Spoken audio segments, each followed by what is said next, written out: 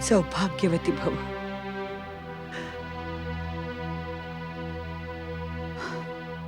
माते, मैं आपसे कुछ पूछने आई थी। पूछो पुत्री। आप तो जानती हैं, आर्य किसी भी क्षण आपसे वन प्रस्थान करने की अनुमति लेने आते होंगे। जानती हूँ। पिता के वचन मेरे पुत्र के लिए वेद वाक्य हैं। और आपके वचन मेरे लिए वेद वाक्य है माता। माता मुझे बताइए, मैं अपने पत्नी धर्म का पालन किस तरह करूं? आर्य वन को प्रस्थान कर रहे हैं और मैं तुम यही रहोगी अयोध्या में। किंतु माते, मेरी अयोध्या तो वही होगी जहां मेरे स्वामी राम होंगे। ये क्या कह रही हो पुत्री? कैकेयी ने राम को वनवास जाने का आदेश दिया है, तुम्हें नहीं। क्षमा करें माताश्री। यदि मेरे स्वामी के स्थान पर अयोध्या नरेश होते और मेरे स्थान पर आप होती, तब भी क्या आप यही कहती? माता,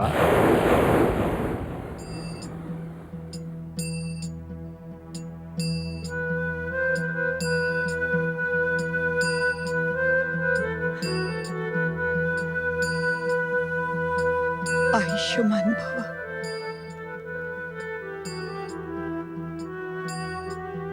आज मैं आपसे केवल विदा लेने नहीं, कुछ और भी मांगने आया हूं। आंखों में अश्रु थे जो सूख गए, मन में इच्छाएं थी जो मर गई। अब मेरे पास क्या बचा है पुत्र, जो मैं तुम्हें दे सकूं? माता, आपके पास आशीर्वाद है माता। आशीर्वाद जो एक पुत्र के लिए जीवन का सबसे महान वरदान होता है, जो एक पुत्र के मार्ग में दीप जलाकर उसे जीवन पथ पर ठोकरें खाने से बचाता है। माता, मुझे आशीर्वाद दीजिए माता कि पिताश्री का वचन निभाने के मार्ग पर मेरे पांव कभी न डगमगाएं, एक क्षण भी मेरी दृढ़ता में कमी ना आए। माता, आप तो जानती हैं कि इस राजसी परिवेश से, राजनीति, राजपाट, सत्ता से मुझे कभी भी लगाव नहीं रहा, किंतु आपकी स्नेह भरी मुस्कान मेरे जीवन की सबसे अधिक मूल्यवान पूंजी रही है माता। बस वही पूंजी देकर मुझे विदा कीजिए माता। मेरे तो हर श्वास में तुम्हारे लिए आशीर्वाद है पुत्र। यही तो धन बचा है मेरे पास, जो जीवन के अंतिम क्षण तक तुम पर लुटाती रहूंगी। किंतु एक उपकार अपनी माता पर भी करते जाओ। उपकार? आदेश दीजिए माता। तुम अपनी माता कैकेयी का आदेश और पिता अयोध्या नरेश का वचन अवश्य निभाओ, और मेरे पुत्र वधु से कहो कि वो मुझे छोड़कर ना जाए। वो भी चली जाएगी तो मैं किसका मुख देखकर जीऊंगी? परंतु जानकी कहां जा रही है माताश्री? ये तो यही रहेगी आपके पास। और आपसे दूर? हां सीते, मेरे साथ तुम क्यों दुख उठाओगी? तो क्या मैंने केवल सुख उठाने के लिए आपके साथ जन जन का बंधन बांधा है? जानकी, भावनाओं में मत बहो।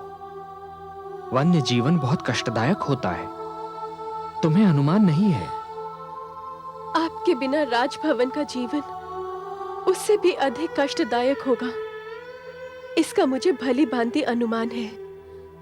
जानकी, तुम वन के कष्ट झेल नहीं पाओगी।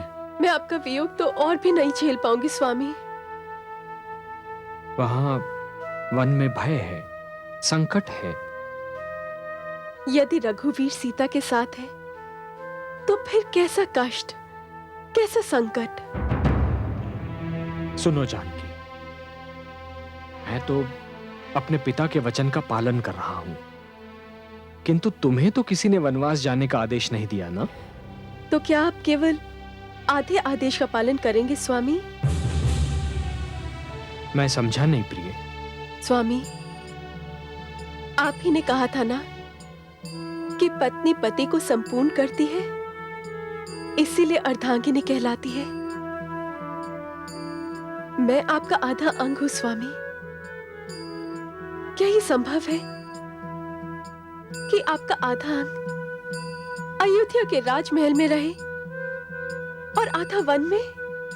सीते, माताश्री, माताश्री, इनसे कहिए मुझे छोड़ के ना जाएं। मेरी हार्दिक इच्छा थी कि मैं आपकी सेवा का पुण्य प्राप्त करूं, और मैं ये भी जानती हूं कि मैं 14 वर्ष तक इस पुण्य से वंचित रहूंगी माते। किंतु इनसे कहिए कि यदि ये मुझे छोड़ के चले गए तो मैं अपने प्राण त्याग दूंगी माते।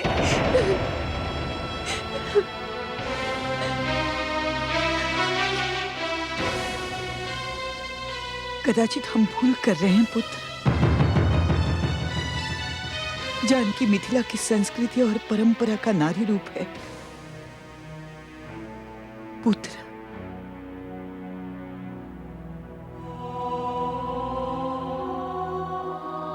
अब मर्यादा पुरुषोत्तम के माता के धैर्य की और अधिक परीक्षा मत लो। जाओ पुत्र, जाओ।